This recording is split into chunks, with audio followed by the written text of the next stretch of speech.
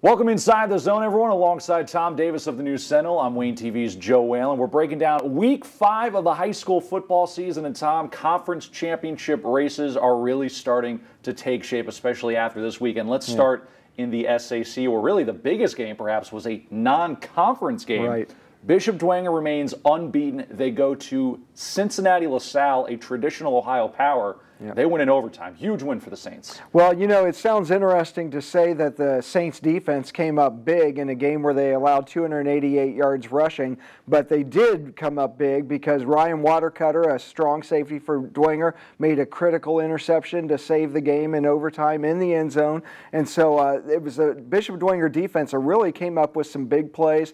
Antonio Blackman, cornerback for Bishop Dwenger, did a really nice job limiting Derek Reef, who's a Alabama recruit, a 6'5" wide receiver Alabama recruit for LaSalle. Blackman limited him. In fact, you would think with an Alabama wide receiver recruit, they'd pass a lot. They only had 7 completions for the night. So kudos to the Bishop Dwenger defense for playing well and the offense for playing just well enough.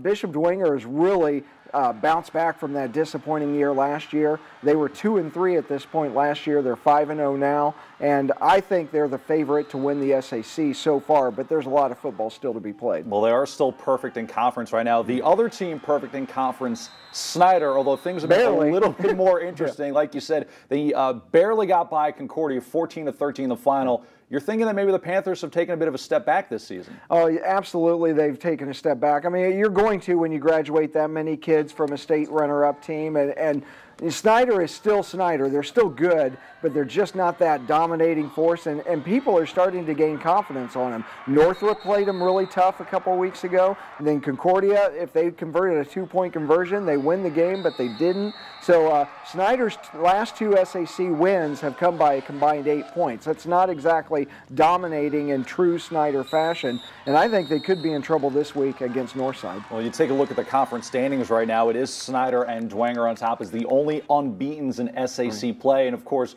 we've got that Week 8 matchup between those two teams circled down the road. Safe to say at this point you would take Dwenger over Snyder in that matchup? I really do like Dwenger so far. They have a balanced offense. Fia Cable's doing a nice job. He had another good passing and running game the other day against LaSalle. Even in bad weather conditions, he did well doing both. They did get a hit when they lost Keenan Centliver to collarbone surgery, who's a really good defensive end and split in for him. But he might be back from what I was told for the playoffs at some point in time if they go deep enough.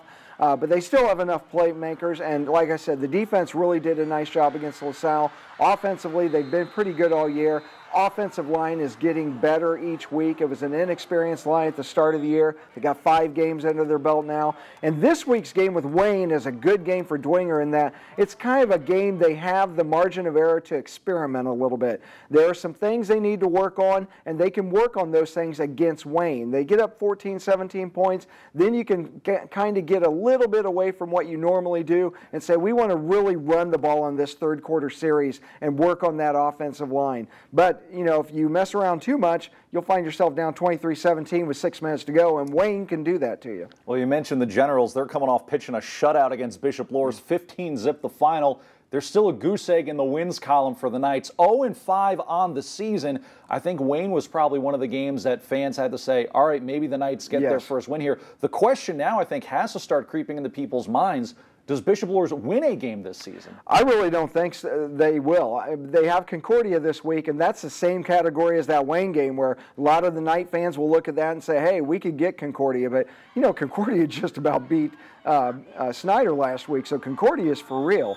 And so they have Concordia, and then they have Northside and Columbus Hartley after that, which is a traditional Ohio really strong team, and then wrap up the regular season with Bishop Dwenger. Then they go into a 3A tournament, not a 2A tournament. So it's entirely possible. And you know, a couple weeks ago, I was saying Bishop Luers is better than the record. They haven't shown that. They really, that game against Wayne told me a lot about that team, and they need to play better, but they could be 0 for 2013. And what's ironic is they came into this season saying that they had 2 quarterbacks in Quinn Cook and Noah Wazinski, but neither one played well against Wayne. And they were only 6 of 15 passing with 4 interceptions. And so you've got to get better on both sides of the ball if you're Luers. Incredible to think that a team that won 4 straight state championships could go winless the year after. But when you graduate 19 starters, that's certainly a possibility. One more game we'll touch on real quick in the SAC. Southside just rolled Northrop, went over 40 points for that game. Obviously, the Archers out of the race for a conference championship. But I think when people were talking about South as a dark horse early in the season, it's those types of offensive numbers that people anticipated earlier in the year. Wouldn't you say so? Well, nobody ever questioned Southside's ability to make plays and create some points. But they start off every season with a really difficult schedule, 3 games out of the gate that are really challenging and kind of always put themselves in a hole. You know, the bigger storyline from this game, I wasn't surprised that Southside won.